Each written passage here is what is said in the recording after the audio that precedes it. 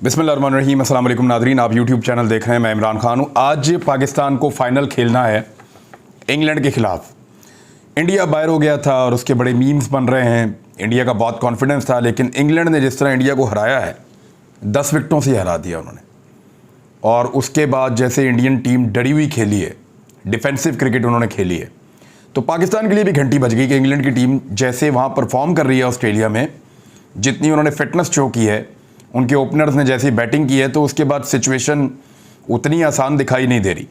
कुछ फैक्टर्स हैं वो मैं आपके सामने रख देता हूँ, और ये बहुत सारे एक्सपर्ट्स की ओपिनियन है।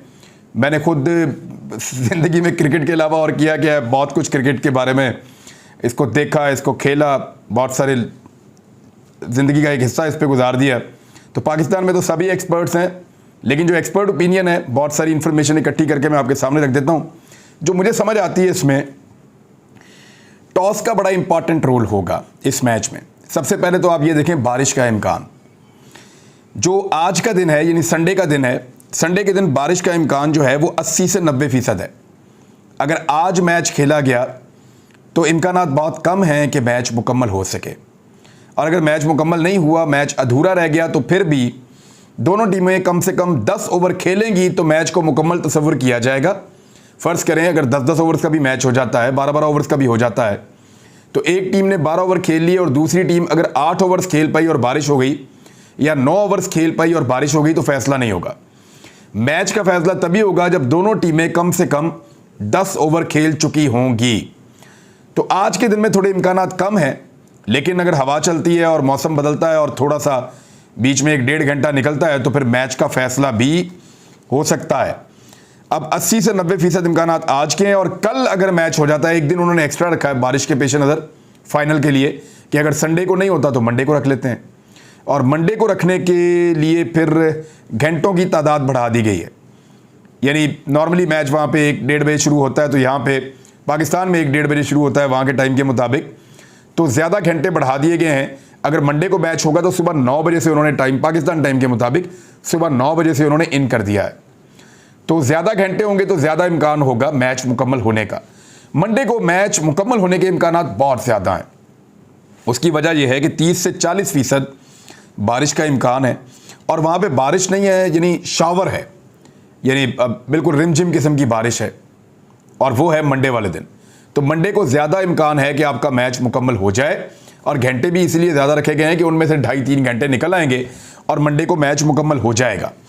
अब अगर मैच आज होता है या मंडे को होता है, तो दोनों में बारिश की जो वजह से जो फैक्टर्स हैं, उनमें सबसे इंपॉर्टेंट फैक्टर है टॉस। जो भी टीम टॉस जीतेगी, मेरे ख्याल में वो कोशिश करेगी कि मुखालिफ टीम को बैटिंग करवाए और ख़ुद पहले बॉलिंग करे। खुद पहले बॉलिंग करेंगे और दूसरी टीम को बैटिंग करवाएंगे, तो उसमें बहुत सारे फ़ायदे होंगे, क्योंकि उसमें जो DLS का मेथड है, उसकी वजह से बड़ा फ़ायदा होता है दूसरे नंबर पे खेलने वाली टीम को। अगर उनकी विकटें नहीं गिरती तो स्कोर कम होता चला जाता है, विकटें गिरती हैं तो स्कोर बढ़ता चला जाता है, और इस तरह उनको सिचुएशन का आइडिया होता है कि उनको कैसे खेलना है। पहले खेलने वाली टीम को सिर्फ ये होता है कि उन्होंने मार धाड़ करनी है, ज़्यादा से ज़्यादा स्कोर बनाना है, ताकि DLS मेथड जब अप्लाई कर रहा हो तो उस वक्त उनको उतनी दिक्कत ना हो। लेकिन जो टीम बाद में बैटिंग कर रही होती है, उसको आइडिया होता है उसको क्या करना है, उसकी कैलकुलेशन होती है कितनी देर में करना है, कितने ओवर में करना है, और कितनी विकटें उनको बचानी है। तो दूसरी बैटिंग का फ़ायदा होगा, पहले फील्डिंग करनी चाहिए, टॉस जीत कर पहले बॉलिंग करें। दूसरा एक बड़ा इंपॉर्टेंट फैक्टर इस मैच के अंदर फील्डिंग का होगा। इंग्लैंड की फील्डिंग बहुत अच्छी है, पाकिस्तान की फील्डिंग भी बेहतर है, लेकिन उतनी अच्छी या उस स्टैंडर्ड की फील्डिंग नहीं है। कुछ प्लेयर्स तो बहुत अच्छी फील्डिंग करते हैं, कुछ प्लेयर्स जो है वो एवरेज फील्डिंग करते हैं। तो पूरी टीम को एफर्ट लगानी पड़ेगी। एक एक कैच बहुत इंपॉर्टेंट होगा, एक एक रन आउट बहुत इंपॉर्टेंट होगा, और इस मैच में एक एक रन बहुत इंपॉर्टेंट होगा। अगर आप प्रैक्टिकली बात करें तो इंग्लैंड की टीम पाकिस्तान की टीम से बेहतर है। कैसे? देखें, ये T20 का मैच है, इसमें एक तो फिटनेस की बात है, तो फिटनेस लेवल के ऊपर आप जाएं तो इंग्लैंड के प्लेयर्स की फिटनेस लेवल बहुत अच्छी है, और वो उन कंडीशंस में बहुत खेलते रहे हैं, तो वो उसमें पाकिस्तान से बेहतर है। दूसरा, अगर आप एक्सपीरियंस में जाएं तो इंग्लैंड के प्लेयर्स का एक्सपीरियंस और ऑस्ट्रेलिया में उनका ख़ास तौर पे खेलने का तजर्बा वो पाकिस्तान से बहुत ज़्यादा है, और वहाँ पे तजर्बाकार खिलाड़ी मौजूद हैं, लिहाजा इसमें भी इंग्लैंड पाकिस्तान से आगे है। नंबर 3 चीज़ जो है पावर हिटिंग। पावर हिटिंग में जो इंग्लैंड के प्लेयर्स हैं उनमें power hitters as compare to Pakistan ज़्यादा हैं और ज़्यादा अच्छा कनेक्ट हो रहे हैं। यानी वो लगातार छक्के लगा रहे हैं, चौके लगा रहे हैं, उनकी बाउंड्रीज बहुत अच्छी लग रही हैं, तो बहुत अच्छा परफॉर्म कर रहे हैं। पाकिस्तान में जो परफॉर्मेंस है उसमें शादाब खान आगे चल रहे हैं, यानी हमारी ऑलराउंडर्स की बात हो रही है, लेकिन हमारा कोई ऐसा परफॉर्मर मौजूद नहीं है। शाहीन शाह अफरीदी है, यानी बॉलिंग में है। हमारा बैट्समैन कोई ऐसा परफॉर्म नहीं कर रहा जो पावर हिटिंग कर रहा हो या इस टूर्नामेंट के अंदर वो टॉप 10 के अंदर मौजूद हो। तो इसलिए पाकिस्तान को अग्रेसिव क्रिकेट खेलनी पड़ेगी। अगर आप नॉर्मल क्रिकेट खेलेंगे, नॉर्मल पेस के साथ जाएंगे, तो इंग्लैंड आपको बड़े आराम से हरा देगा। आपको क्रिकेट की पेस को बदलना पड़ेगा, वहां पे आपको क्रिकेट के मूड को बदलना पड़ेगा, अग्रेशन उसके अंदर डालनी पड़ेगी, बॉलर्स को भी और बैट्समैन को भी, और तेज खेलना पड़ेगा।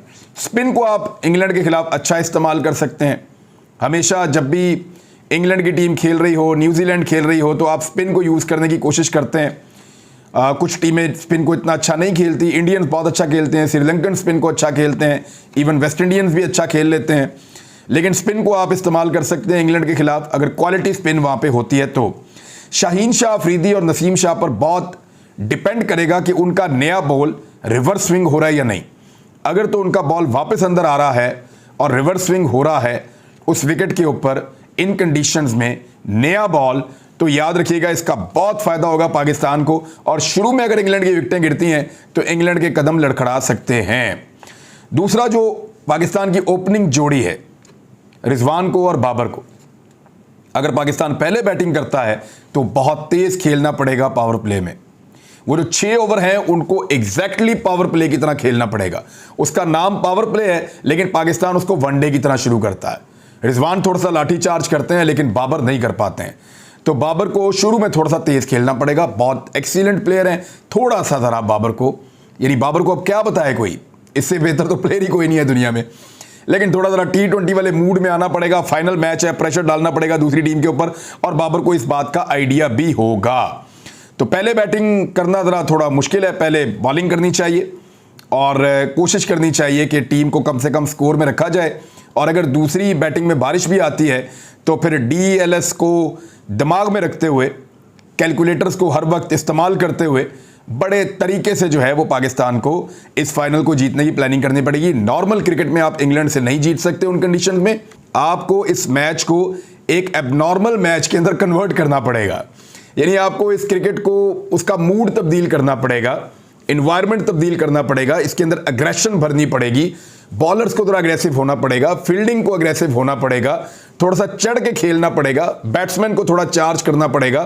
थोड़ा सा क्रिकेट का मूड तब्दील करेंगे तो फिर इंग्लैंड के ऊपर इंपैक्ट आएगा। देखिए, न्यूजीलैंड डरा हुआ खेल रहा था, उसकी वजह से न्यूजीलैंड हार गया। पाकिस्तान को डरा हुआ नहीं दिखना, ना डरा हुआ खेलना है। आ जाए रूटीन की कुछ खबरों की तरफ। एक खबर मेरे पास आई है कि अरशद शरीफ शहीद भाई की वालदा को पोस्टमार्टम रिपोर्ट जो है वो हवाले कर दी गई है, पुलिस के ज़रिए से हवाले की गई है। इसकी तफसीलात हम आपको शेयर कर देंगे, लेकिन इतने दिनों के बाद पोस्टमार्टम रिपोर्ट शेयर करना, मीडिया का इतना शोर मचाने के बाद पहले उसको मीडिया में लीक कर दिया गया, अब उसकी भी एक इंक्वायरी करवाई जा रही है, तो ये जानबूझकर केस को ख़राब करने की कोशिश थी। अब जो पाकिस्तान में पोस्टमार्टम रिपोर्ट आई है उसमें ज़राए के हवाले से खबरें तो दी जा रही हैं, लेकिन जो तफसीली खबर है वो मैं आपके साथ शेयर करूँगा कि यहाँ पर टॉर्चर के बारे में क्या कहा जा रहा है, क्या वाकई कहा जा रहा है कि 3 घंटे तक टॉर्चर हुआ, और कितना डिफरेंस है दोनों पोस्टमार्टम रिपोर्ट्स के अंदर। तो जब एक्सपर्ट्स देखेंगे, डॉक्टर्स देखेंगे, फिर हमें आइडिया होगा। इसके ऊपर हम काम कर लेते हैं, फिर आपके साथ शेयर कर लेंगे। एक और ख़बर मैं आपको देता हूं कि अमरीकी जो नायब वज़ीर ख़ारजा हैं डोनाल्ड लू, ये अमरीकी वज़ीर ख़ारजा, नायब अमरीकी वज़ीर ख़ारजा हैं, और इन्हीं का जिक्र इमरान खान साहब अपने जलसों में करते रहे हैं। डोनाल्ड लू ने ही वो मुलाकात की थी जिसका साइफ़र आया था पाकिस्तानी सफ़ीर की जानिब से। तो डोनाल्ड लू से जब इमरान खान साहब के बारे में इंटरव्यू में सवाल किया गया तो उन्होंने बात करने से इनकार कर दिया, उन्होंने इस पर बात नहीं की। देखिए, इसकी कुछ रीज़न्स हैं। एक तो डोनाल्ड ट्रंप वहाँ पे वापस आ रहे हैं बहुत ताकत के साथ। अमेरिका में जो डोनाल्ड ट्रंप की पार्टी है वो ऐसा लगता है कि अगले इंतखाबात जीत जाएगी, क्योंकि अभी हालिया इंतखाबात में उन्होंने जो बाइडन से बहुत बेहतर परफॉर्म किया है और पूरे अमेरिका के नक्शे के ऊपर नीला नहीं लाल दिखाई दे रहा था। तो इससे पता चलता है कि डोनाल्ड ट्रंप अक्सरियत के साथ अगले इंतखाबात में अमरीकी सदर बन जाएंगे। और जो बाइडन के इमरान खान साहब से इख्तलाफात और मामलात तो हैं, और वो सारी दुनिया ने देख लिए कि उन्होंने नापसंदीदगी का इजहार किया लेकिन डोनाल्ड ट्रंप बिल्कुल मुख्तलिफ तरीके से सोचते हैं इस खित्ते के बारे में और पाकिस्तान के बारे में। लिहाजा इमरान खान साहब के कुछ साथियों से अमेरिकन ने मुलाकातें की थी, और मैं आपको ज़िम्मेदारी के साथ ये खबर दे रहा हूँ, मैं उन लोगों का नाम भी जानता हूँ जिनसे अमेरिकन ने मुलाकातें की हैं। तो उन्होंने अमेरिकन को ये बताया कि आपने एक शख्स की मुखालफत में एक मुल्क को अपने ख़िलाफ़ करने की या एक मुल्क की आवाम को अपने ख़िलाफ़ करने की गलती की है। ये मिस असेसमेंट थी, मिस कैलकुलेशन थी, गलत असेसमेंट थी आपकी कि इमरान खान पाकिस्तान में नहीं रहेगा और इमरान खान को अगर निकाल दिया जाएगा तो पाकिस्तान के लोग जो हैं वो इसको वेलकम करेंगे। पाकिस्तान के लोगों ने ना सिर्फ इमरान खान के निकाले जाने की मुखालफत की, बल्कि जब इमरान खान ने यह कहा कि अमेरिका भी ये चाहता था तो लोग अमेरिका के ख़िलाफ़ हो गए। लिहाजा अमेरिकन अब इस बात का इदराक भी कर रहे हैं कि इस मुखालफत को अब ख़त्म किया जाए और इमरान खान साहब के साथ मुस्तकबिल में वर्किंग रिलेशन बनाना पड़ेगा, उन्हीं के साथ काम करना पड़ेगा, जैसा कि तैयब उर्दगान के साथ काम कर रहे हैं। उनका भी तख्ता उलटने की कोशिश की थी, लेकिन उसके बाद से लेकर अब तक तैयब उर्दगान के साथ ही काम करने पर मजबूर हैं। इमरान खान साहब का एक स्टेटमेंट आया, ये बड़ा अहम स्टेटमेंट है। इस मौका पर इमरान खान साहब ने कहा कि मैंने कभी भी आर्मी चीफ की तैनाती को मुतनाज़ नहीं बनाया, बल्कि मैं मेरिट पर आर्मी चीफ लाने की बात करता हूँ। ये लाला मूसा में उनकी पार्टी का और बहुत बड़ा यानी लॉन्ग मार्च, मैं एक्सपेक्ट नहीं कर रहा था कि इमरान खान साहब के बगैर इतना बड़ा लॉन्ग मार्च होगा और इतनी बड़ी तादाद में लोग इकट्ठे होंगे, लेकिन लाला मूसा के अंदर आज ऐसा लगता था पूरा शहर बाहर निकला हुआ है। और उन्होंने कहा कि लंदन में बैठकर मुल्की फ़ैसले किए जा रहे हैं, बाहर बैठा हुआ चोरों का टब्बर मुल्क के अहम फ़ैसले कर रहा है। किसी महज़ब मुल्क में ऐसा नहीं होता कि मफरूर मुल्क के फ़ैसले करें। सज़ा याफ्ता आदमी और उसके बेटे एहतसाब से भाग गए क्योंकि उनकी बाहर जायदादें मौजूद हैं। फिर इमरान खान साहब ने डेली मेल का जिक्र भी किया, और ये मामला शहबाज शरीफ साहब के ऐसा गले पड़ा है कि पाकिस्तान का वज़ीर आज़म है, 22 करोड़ की आबादी है, एटमी मुल्क है, और बरतानिया की अदालत में करप्शन पे जुर्माना हो रहा है, डूब मरने का मुकाम है।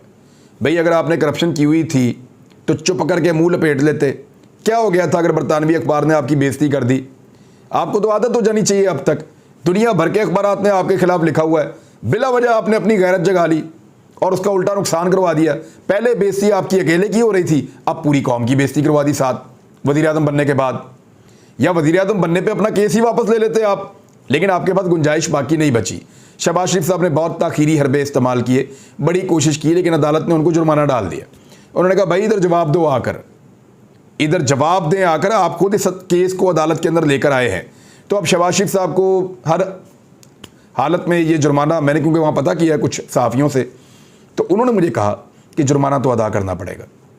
मैंने कहा जी कोई अपील में चले जाएं, कुछ कर लें। उन्होंने कहा नहीं जी नहीं, जुर्माना अदा करना पड़ेगा, आज करें बाद में करें, जुर्माना इनको अदा करना पड़ेगा।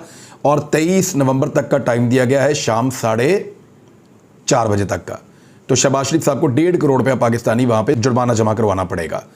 अब वो जुर्माना जब पाकिस्तान का वज़ीर आज़म जमा करवाएगा तो पाकिस्तान की कैसी जग हसाई होगी पूरी दुनिया में।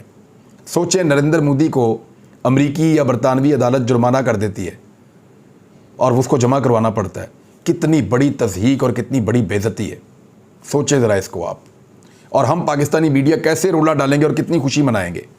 उल्टा हमारा अपना वज़ीर आज़म जो है वो बरतानवी अदालत के अंदर जुर्माने जमा करवाता फिर रहा है, और इतने चौड़े होकर फन्ने खान बनकर कह रहे थे कि हम उससे हरजाना वसूल करेंगे बरतानवी अखबार से। उल्टा बेइज्जती करवा दी बरतानवी अखबार के सामने। अब शहबाज शरीफ को कुछ भी करके इससे बचना चाहिए। हुआ ये है कि शहबाज शरीफ साहब वापस जा रहे थे एयरपोर्ट की जानिब, रास्ते में उनको एक टेलीफोन कॉल आई, और वो कॉल सुनने के बाद शहबाज शरीफ साहब ने अपने जो गाड़ी चला रहे थे साहब, उनको ये कहा कि गाड़ी वापस मोड़ लाए। गाड़ी वापस मोड़ी और चले गए। अब हुआ क्या वो मैं आपको बता देता हूँ। आर्मी चीफ की तैनाती पर इन दोनों भाइयों को ये लग रहा था कि फ़ैसला सिर्फ हमने करना है, लेकिन जब बैठे गाड़ी में तो पता चला कि फ़ैसला सिर्फ हमने नहीं करना, बात ना मानी तो हुकूमत भी जा सकती है। बाकी आप समझदार हैं कि किसने फ़ोन किया और क्या फ़ोन किया, तो बात तो माननी पड़ेगी। फ़ैसला दो भाइयों का तो नहीं चलेगा। तो वो दो भाइयों ने जो फ़ैसला किया है, रास्ते में टेलीफोन आ गया और रास्ते से ही गाड़ी मोड़नी पड़ गई और बीमारी का बहाना कर लिया। अब शहबाज शरीफ साहब कल सारा दिन दोबारा मुशावरत फरमाएंगे और पीर वाले दिन पाकिस्तान का तैयारा वहाँ पे पीर वाले दिन तक खड़ा रहेगा, उसका किराया हम अदा करते रहेंगे और वो जहाज़ जो है वो वहाँ पे मौजूद रहेगा। ना सिर्फ हम किराया अदा करेंगे बल्कि जहाज़ का रोज़ का खर्चा भी पाकिस्तान को पड़ता रहेगा। फिर पीर वाले दिन जनाब बादशाह सलामत उठेंगे और अपने लाओ लश्कर को साथ लेंगे, वहाँ से जाएंगे एयरपोर्ट और एयरपोर्ट से पाकिस्तान आ जाएंगे। लेकिन अगर हुकूमत बचानी है, खाल बचानी है, माल बचाना है, इज्जत बचानी है, तो फिर फैसला उनका नहीं चलेगा, फैसला किसी और का चलेगा। फिर नवाज शरीफ की बात नहीं मानी जाएगी। बहुत बुरी तरह फंस गए शहबाज शरीफ साहब। दूसरी जानिब एस्टेब्लिशमेंट और इमरान खान साहब के दरमियान कुछ सुनने में आ रहा है कि बर्फ़ पिघल रही है, और इस हवाले से सदर मुमलिकत ने एक स्टेटमेंट जारी किया, और ये बड़ी अच्छी बात है। देखिए, एस्टेब्लिशमेंट का रोल पाकिस्तान की सियासत में नहीं होना चाहिए। हाँ, कुछ चीज़ों के अंदर उनका एक रोल होना चाहिए कि इंस्टीट्यूशनल मेमोरी जो है वो हमारे काम आ सकती है, कि इसमें खारजी मामलात में, दाखिली मामलात में कुछ हद तक जहाँ पे बहुत ज़रूरी समझा जाए इनपुट ली जा सकती है। लेकिन सियासी इंतज़ामी मामलात के अंदर, एहतसाबी मामलात के अंदर, इन चीज़ों के अंदर पाकिस्तान की एस्टेब्लिशमेंट का, इदारों का कोई रोल नहीं होना चाहिए। ये बात मैं आज कर रहा हूँ, याद रखिएगा, हमेशा करता रहूँगा। क्योंकि मैंने ये देखा है कि अगर ये वाकई एस्टेब्लिशमेंट पाकिस्तान के अंदर एहतसाब करवाना चाह रही होती ना, तो फिर तो मैं इनका साथ देता। लेकिन मैंने देखा है कि एहतसाब को हमेशा पाकिस्तान की एस्टेब्लिशमेंट अपने मुखालिफिन के बाजू मरोड़ने के लिए इस्तेमाल करती है। लिहाजा मेरे ख्याल में अब इनका कोई रोल नहीं होना चाहिए, इसकी गुंजाइश ही नहीं होनी चाहिए। और ये जो एक ड्रामा पाकिस्तान में बार बार होता है एक्सटेंशंस वाला, ये भी ख़त्म होना चाहिए। एक आर्मी चीफ की मुद्दत पूरी हो जाए, एक ब्यूरोक्रेट की मुद्दत पूरी हो जाए, एक ऑफिसर की मुद्दत पूरी हो जाए, घर जाए, दूसरा है अपना काम करे आके। ये एक्सटेंशंस की वजह से भी मामलात पाकिस्तान के बहुत पोलिटिसाइज हो जाते हैं। अब स्टेक होल्डर्स को बिठाकर उनके इख्तलाफात का हल निकालने की कोशिश कर रहा हूँ। सदर मुमलिकत ने ये स्टेटमेंट दिया है। और एक और चीज़ मैं आपको बता रहा हूँ कि MQM सिंध में बल्दियाती इंतखाबात से दोबारा भाग गई है। मैंने आपको कई दफ़ा कहा कि सिंध की जमातों में सबसे बड़ी लूज़र MQM होगी। उन्होंने अपनी सियासत तबाह कर ली है रजीम चेंज ऑपरेशन की वजह से। कुछ और ख़बरें हैं मेरे पास, वो बाद में आपसे शेयर करूँगा। अब तक के लिए इतनी, अपना ख्याल रखिएगा, अपने इस चैनल का भी। अल्लाह हाफ़िज़।